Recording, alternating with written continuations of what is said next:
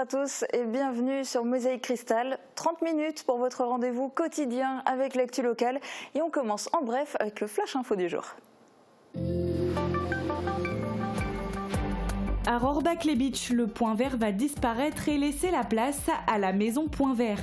Hier après-midi, dans des conditions météorologiques peu habituelles, élus et responsables du groupe Lorca ont symboliquement posé la première pierre du futur magasin qui va être construit en zone commerciale juste à côté du nouveau Lidl. La loi sur la sécurité globale fait débat partout dans le pays. Dans les rues de Metz, près de 1000 personnes ont participé à une manifestation organisée samedi dernier. Ils ont fait entendre leur mécontentement et leur opposition à ce projet de loi jugé liberticide. Le canal des Houillères de la Sarre a été vidé entre l'écluse 25 à Rémelfin et la 26 au pont de Steinbach à Sarreguemines. Cette mise à sec a été réalisée pour faire quelques travaux d'entretien, tels que le reprofilage des berges afin de retirer les terres et autres objets charriés par le courant. Avec la crise sanitaire, les lycéens ont dû s'adapter. Au lycée Jean de Pange, les élèves ont gardé leur emploi du temps normal, mais seule la moitié d'entre eux est accueillie en classe. Les autres élèves suivent leurs cours à distance. Une alternance a été mise en place à raison d'une semaine de présence sur 2, au minimum jusqu'au 20 janvier prochain. La 18e édition du festival Au Gré du Jazz n'a pas pu se tenir cette année. Pour rester en lien avec le public et soutenir les artistes, les organisateurs ont décidé de mettre en place des concerts en live de juillet à octobre et développer un projet avec des vidéos mises en ligne sur le site internet et la page Facebook du festival. Pour le moment, la réouverture des salles de sport est prévue le 20 janvier 2021. C'est aussi le cas des piscines. Les passionnés de natation ne pourront plus plonger dans le grand bain cette année, hormis quelques exceptions comme les sportifs de haut niveau. À Sarreguemines, le groupe élite du cercle nautique continue de s'entraîner. Marie-Morgane et David ont rencontré les nageurs ce matin. Bonjour, qu'en est-il David ? Salut Julia, oui, pas de répit pour l'élite du club de natation de Sarreguemines. Ils se sont entraînés très tôt ce matin, début de la séance à 6h30. Nous aussi on s'est levé tôt pour les filmer. Pourquoi si tôt? Parce que les nageurs que nous avons rencontrés ce matin sont des lycéens. Après la natation, c'est la journée de cours qui commence, que ce soit en présentiel ou en distanciel. Pour le moment, il n'y a que ce groupe élite et la section sportive du collège Fulrad qui peuvent s'entraîner au centre nautique de Sarreguemines. La piscine est également accessible aux scolaires, aux personnes en situation de handicap ou encore sur prescription médicale. À Sarreguemines, pas besoin de réserver un créneau, il suffit de s'y rendre aux horaires d'ouverture. La prochaine étape qui est très attendue, c'est bien sûr l'ouverture au grand public. Merci David et puis merci à Marie-Morgane pour les images. On va regarder le reportage tout à l'heure. On commence d'abord cette émission dans le domaine de l'économie. Il y a du concret sur la nouvelle zone commerciale de Rohrbach-les-Bitches. Dans une semaine tout pile ouvrira le nouveau Lidl. Et hier, la première pierre du magasin La Maison Point Vert a été posée. Ce nouveau magasin devrait lui ouvrir le 15 avril prochain. Reportage de Guillaume Dumonteil. C'est aujourd'hui évidemment la démonstration qu'en milieu rural, nous avons des investissements qui se font, nous avons des gens aujourd'hui qui croient au milieu rural et puis surtout on a un maximum de services et d'équipements qui peuvent se mettre en œuvre parce que nos populations ont besoin de services, ont besoin de proximité et puis ensuite c'est évidemment de la valeur ajoutée qui va rester chez nous. Lorca disposait déjà d'un magasin dans la commune, mais celui qui va être construit pour un coût d'1 500 000 € sera bien différent. On va augmenter en taille, on va passer d'un peu plus de 1000 m² dans l'ancien magasin à 1700 m² dans le nouveau. Automatiquement le personnel dédié au magasin va augmenter aussi d'un peu plus de 5 salariés à près de 8 salariés. Il ne s'agira plus d'un magasin Point Vert, mais d'un magasin La Maison Point Vert. L'évolution la plus importante se trouvera au niveau de la gamme bricolage. On retrouvera bien évidemment toute l'offre jardin avec les végétaux et va être associée une offre bricolage qui permettra d'aborder tous les aspects du jardin, à la fois la terrasse, les aménagements extérieurs, mais aussi le bricolage à l'intérieur de la maison. Le terrassement a commencé il y a quelques semaines, le montage de la structure va débuter et au printemps aura lieu l'aménagement du magasin. Son emplacement n'a pas été choisi au hasard. Situé entre Super U et Lidl, c'est vraiment un emplacement idéal pour le client qui viendra, qui trouvera l'ensemble à proximité, alors qu'avant Point Vert était un peu isolé ici à Rohrbach. et la zone commerciale de Rohrbach va continuer de se remplir. On a également un restaurant dont le permis de construire a été obtenu il y a peu, donc qui va également démarrer ses travaux dans les semaines ou les mois qui viennent. Et puis on a beaucoup de contacts avec des enseignes, notamment dans l'habillement, dans l'automobile. Prochaine date importante sur la zone commerciale de Rohrbach-les-Bitches, l'ouverture du nouveau magasin Lidl. Elle aura lieu dans une semaine, mercredi 9 décembre. Autre info dans le domaine économique, une aide non négligeable. L'entreprise Litch International Europe, basée à Niort et à Sarralbe, va recevoir 200 000 € d'aide dans le cadre du Fonds de modernisation aéronautique. Guillaume Dumontail nous en dit plus. Une nouvelle qui réjouit la députée Nicole Triss et l'entreprise Litch. Cette dernière fait partie des 52 nouveaux projets lauréats du Fonds de soutien à la modernisation, à la diversification et au verdissement des procédés de la filière aéronautique. Concrètement, cela veut dire qu'elle va recevoir 200 000 € de l'État pour l'aider à financer son projet de digitalisation 4.0 de ses lignes de production. Sur ces deux sites, à Niort et à Sarralbe, l'entreprise veut mettre en place un MES, un logiciel de pilotage de la production.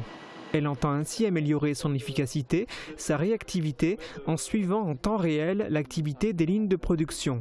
Un chantier évalué à 3 millions d'euros qui va se dérouler ces 3 prochaines années. Le MES va dans un premier temps être mis en place à Niort avant d'être déployé à Sarralbe. Le site des Deux-Sèvres a subi l'an passé un incendie et est en train d'être réaménagé. Pas de fuite, ni évidemment d'évaporation vu les températures, mais le canal est à sec entre Sarreguemines et Rémolfin. Ce tronçon a été vidé par les voies navigables de France pour réaliser des travaux d'entretien. Le détail en images dans ce reportage de Thomas Drouin. Ces images ont été tournées avant-hier. Aujourd'hui, on y décèlerait encore par endroits quelques traces de neige, tout comme dans le reste du paysage. Entre les écluses 25 à Rémelfin et 26 au pont de Steinbach à Sarreguemines, le canal des Houillères de la Sarre est vide de l'eau qui le remplit habituellement. Profitant de la période de chômage sur ce tronçon, VNF s'est lancé dans une série de travaux d'entretien dont certains nécessitent cette mise à sec, comme par exemple le reprofilage des berges afin de retirer les terres et autres objets charriés par le courant et ainsi garantir le tirant d'eau. La rénovation d'un aqueduc permettant le passage d'un ruisseau venu de Neufgrange est aussi au programme, tandis que sur les berges elles-mêmes, c'est tout un travail d'élagage des arbres qui est en cours. L'écluse 26 à Sarreguemines aura elle aussi droit à son entretien. La colère contre la loi sur la sécurité globale se déconfine. Samedi, plus d'une centaine de rassemblements ont eu lieu dans toute la France. Les manifestants étaient présents pour dénoncer l'atteinte aux libertés de cette proposition de loi, mais pas seulement. L'idée était de crier au ras-le-bol. C'était la plus grande mobilisation après les Gilets jaunes et la réforme des retraites. À Metz, près de 1000 personnes étaient présentes. Le directeur départemental de la sécurité publique de la Moselle s'est déplacé pour encadrer lui-même le cortège. Léo Le Calvez a filmé la manifestation.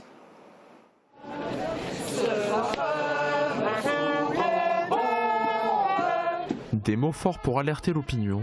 En ces temps de confinement et de restriction de circulation, les demandes de liberté individuelle n'ont jamais été aussi fortes, d'autant plus avec la proposition de loi sur la sécurité globale qui prévoit entre autres le déploiement des drones lors de manifestations, la reconnaissance faciale et l'interdiction de diffuser les images de forces de l'ordre à des fins malveillantes. Le lynchage du producteur de musique à Michel à Paris, dans les conditions où ça s'est passé, où dans un premier temps il était question de la police a affirmé qu'il avait été agressif vis-à-vis de la police et grâce aux caméras, on a vu qu'il n'en était absolument rien. Donc tout s'effondre, c'est une loi liberticide. Moi je suis venu à cette manifestation parce que je considère que la liberté c'est la première des sécurités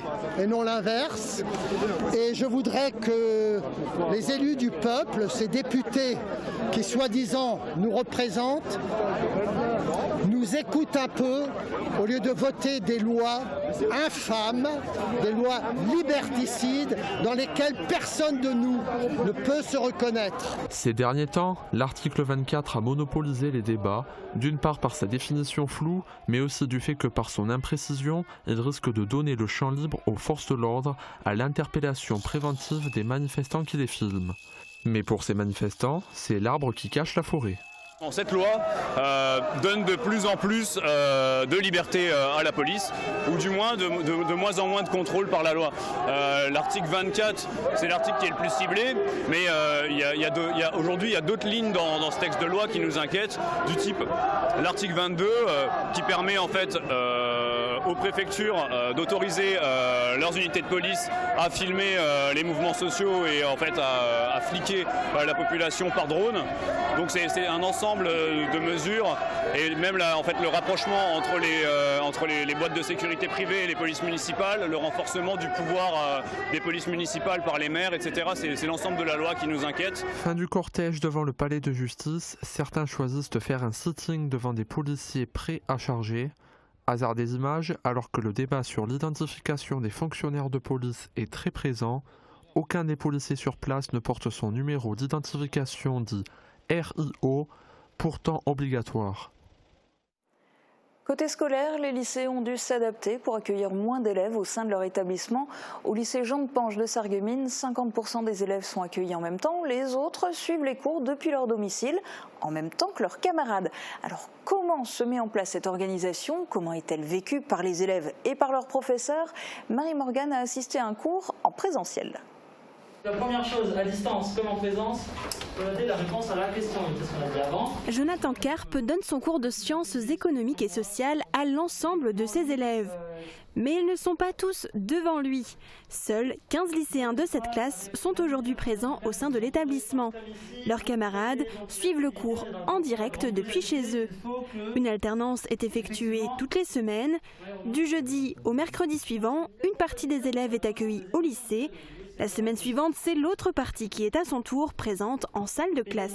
Qu'ils soient moins nombreux en classe, ça peut peut-être favoriser l'interaction avec eux, ils seront peut-être un peu moins timides à participer. Et d'ailleurs, on voit aussi qu'à distance, certaines personnes qui d'habitude sont un peu timides et hésitent à participer ici, en classe, là, comme ils sont derrière leur écran, participent peut-être davantage. Mais ça a déjà été remarqué lors du premier confinement. Les élèves s'adaptent donc continuellement, mais tout en gardant leur emploi du temps classique. Cette fois, Léo suit donc son cours en classe, mais la semaine prochaine, il le suivra à la même heure depuis son ordinateur. Forcément, quand je suis en cours, je suis plus, parce que quand je suis chez moi, distrait et tout, le professeur n'est pas avec nous et il n'est pas forcément là pour nous expliquer, mais dans l'ensemble, ça va. Même à distance, les élèves peuvent interagir avec leurs professeurs via un chat. Cela leur permet notamment de participer aux exercices. Bon, c'est une organisation un peu différente, le temps de s'habituer. On pose des questions, que les élèves soient présentiels ou que les élèves soient à la maison. On arrive à poser les mêmes questions et ils arrivent à nous répondre comme s'ils étaient présents. Cependant, assurer les cours à distance et en direct de cette manière n'est pas une obligation pour tous les enseignants. Certains ont fait le choix d'enseigner d'une autre façon. En langue vivante, ils ont choisi pour certains ou certaines d'entre eux de faire travailler tout ce qui est grammatical, lexical, etc. Donc les jeunes à la maison, au domicile, donc ils ont un travail à fournir, à rendre et à faire. Et donc pendant ce temps, ils ont des groupes réduits en salle de classe avec lesquels ils travaillent l'oral. Ce dispositif restera en place au minimum jusqu'au 20 janvier. Et maintenant, on jette un œil à la météo avant de plonger dans le grand bassin pour l'entraînement intensif des nageurs sarregueminois. C'est dans un instant. La météo vous est présentée par le Crédit Mutuel. Une banque qui appartient à ses clients, ça change tout. La rénovation de vos façades avec Modern Habitat allie esthétique et une résistance garantie à toutes les intempéries.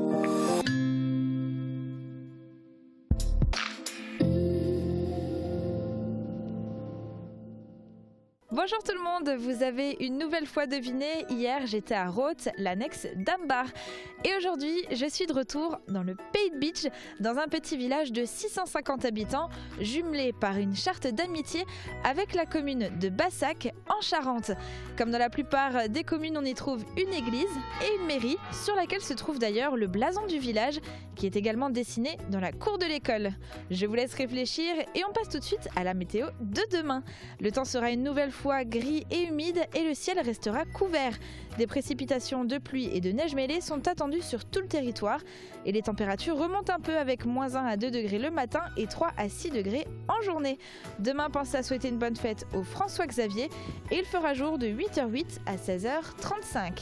Et pour ce mois de décembre, j'ai envie de changer un petit peu de décor et de partir à la découverte des maisons décorées et illuminées.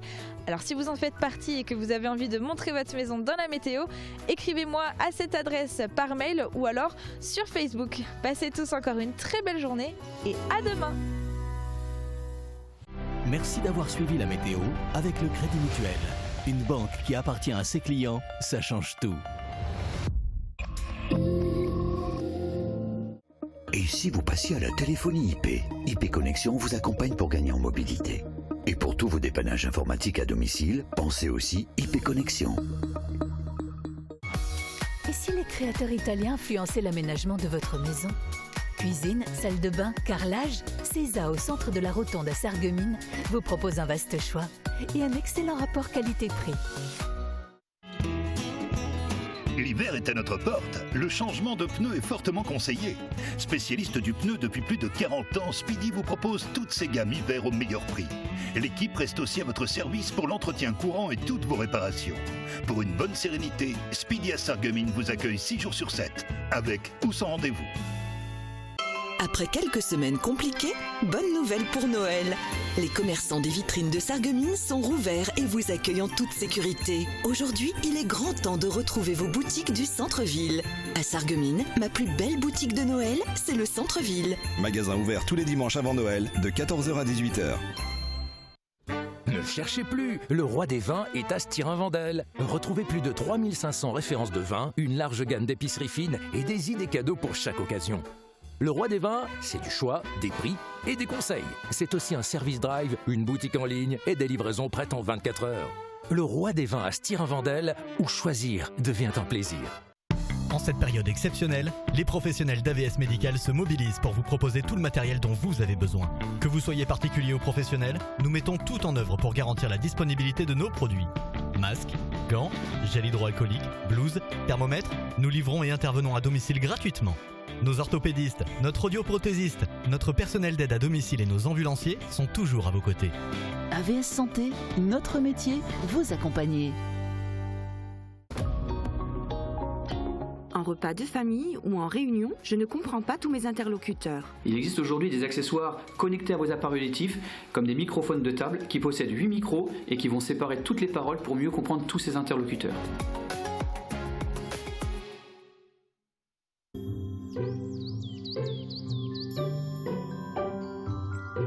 Faire briller les yeux des enfants au sentier des lanternes? Faire renaître l'histoire des boules de Noël par les maîtres verriers? Pour faire de chaque moment une fête. Chez nous, en Moselle, la magie de Noël est tout un art.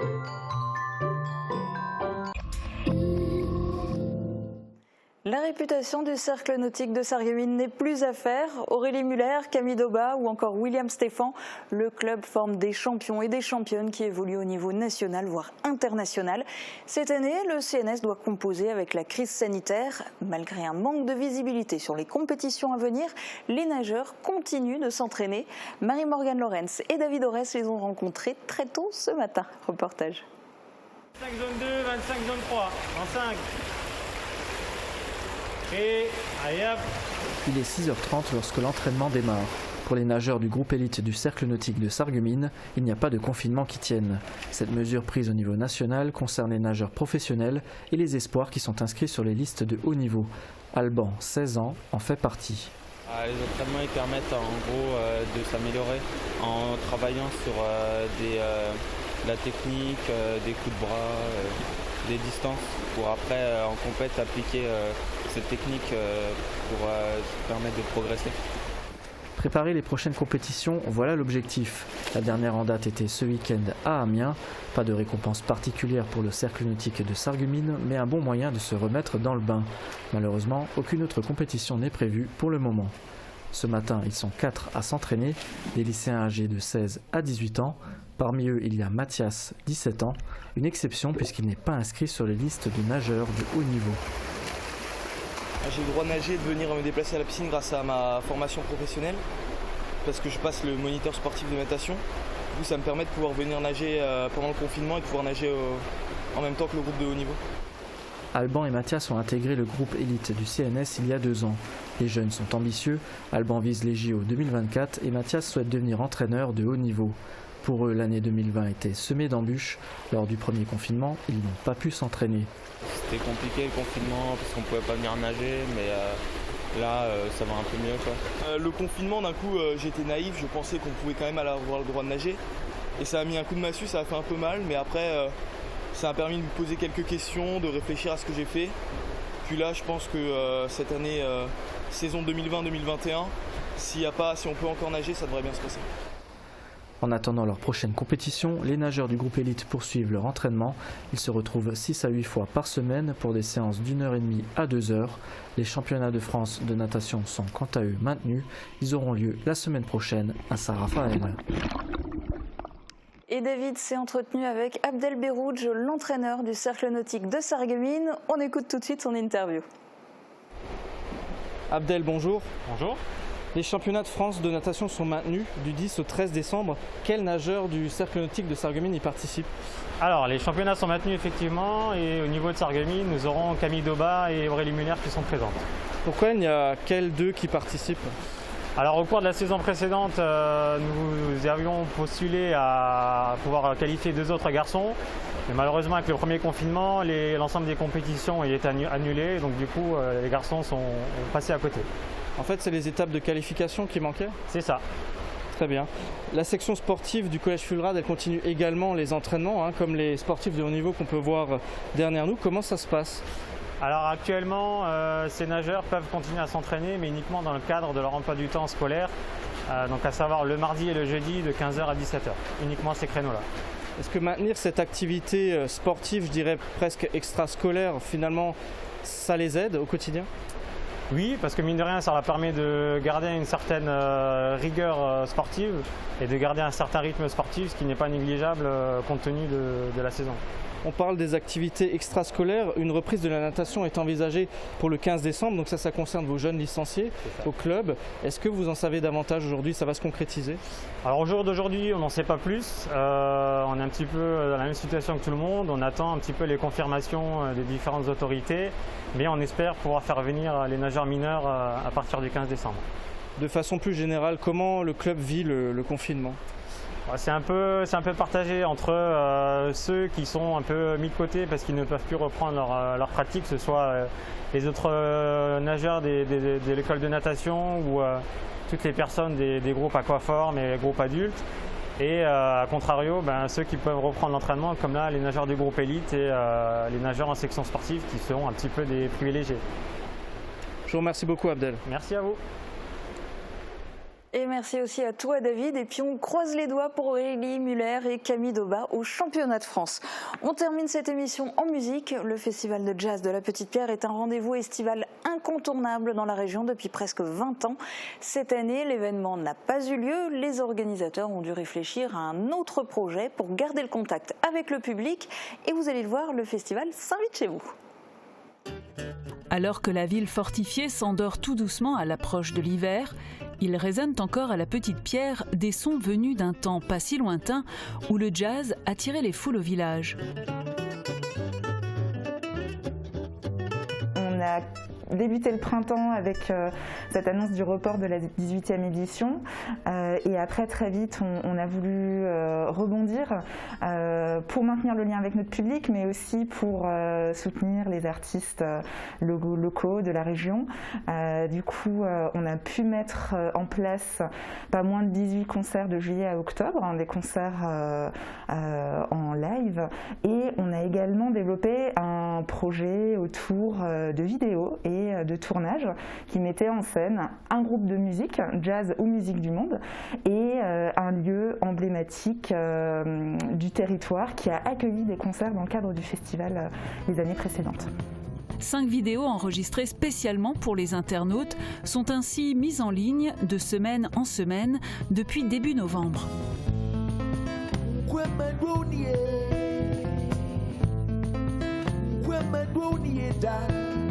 Yeah, when my Rooney, yeah, yeah, die. well, but Rudy, yeah. Don't you tell them I remember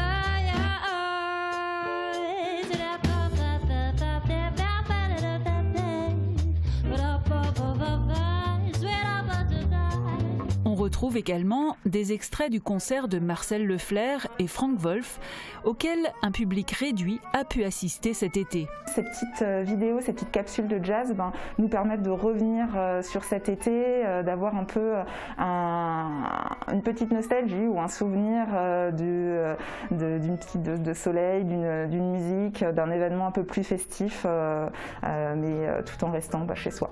Via le site internet du festival ou sa page Facebook, on peut ainsi profiter de ces instants de musique uniques qui réchauffent les cœurs.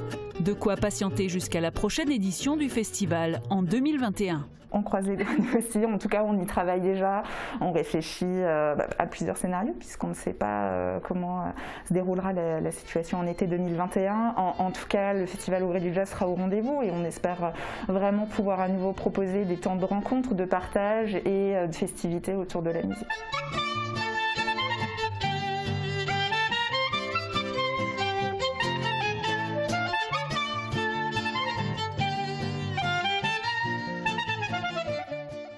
Et oui, les réseaux sociaux permettent aux artistes de garder le lien avec leurs fans. C'est aussi le cas pour Lisa Dan. La jeune chanteuse sarregueminoise vient de se qualifier hier soir pour la finale de l'émission La France a un incroyable talent. Ce sera le 15 décembre sur M6 et vous devrez voter pour elle. On vous tiendra au courant à la télé et sur la page Facebook de Mosaïque Cristal. Très bonne journée à tous.